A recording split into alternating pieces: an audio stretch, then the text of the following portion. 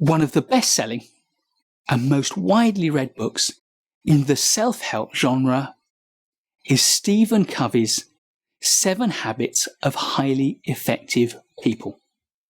In this video, I want to talk about the lessons we can learn as project managers from each of Covey's 7 habits.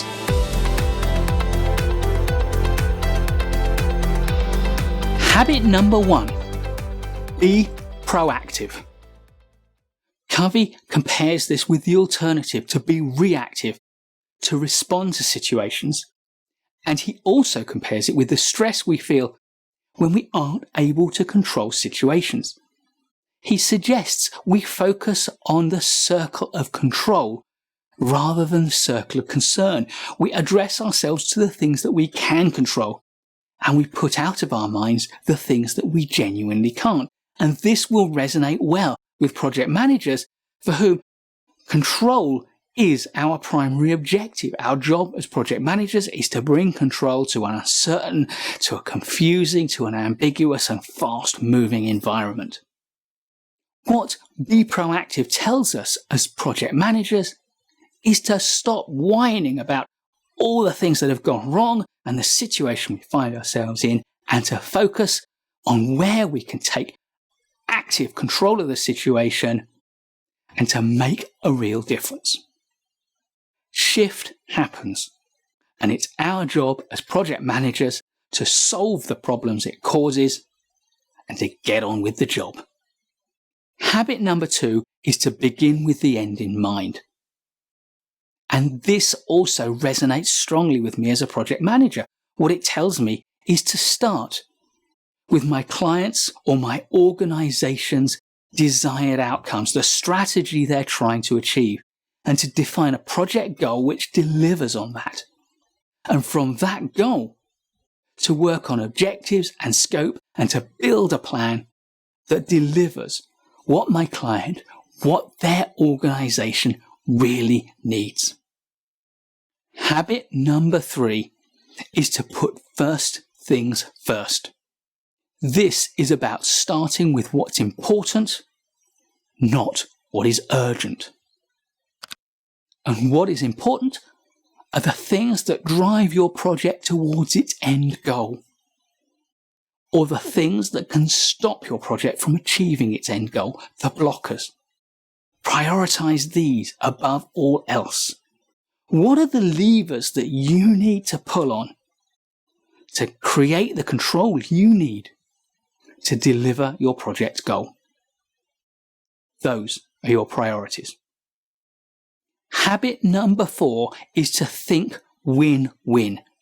This is about true collaboration. It's about a recognition that in order for you to win, someone else doesn't have to lose. By collaborating, you can both win. This is particularly relevant in the context of procurement of services. Contracting with consultants or subcontractors is often adversarial. In order for one party to win in the contract, the other has to in some way lose.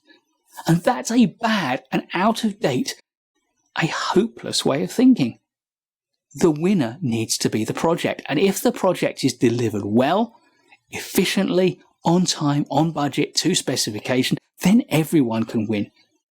So set up your contracts and the whole procurement process to be about win-win.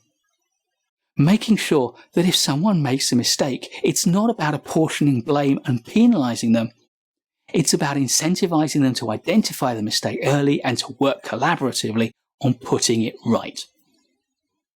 Habit number 5 is to seek first to understand and then to be understood.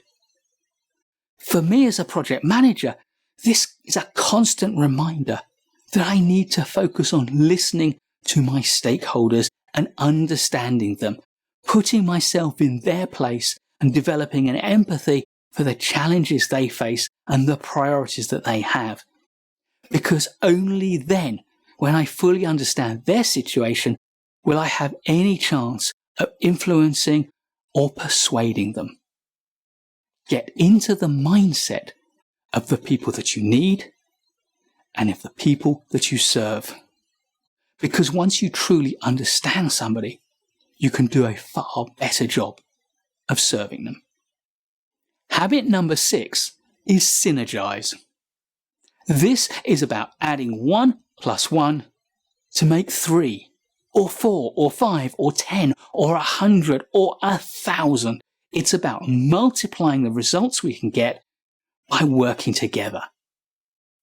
This recognizes that a diverse project team, managed and led well, can deliver a result that is greater than the sum of its parts. In another video, I talk about the wisdom of crowds and the value of a diverse team in getting a better answer to a question, a better resolution to a problem, and a more thoughtful, wiser, and better decision when one is needed. Habit number 7 is sharpen the saw. Covey's metaphor refers to the time that you invest in sharpening a saw before you try to cut down a tree.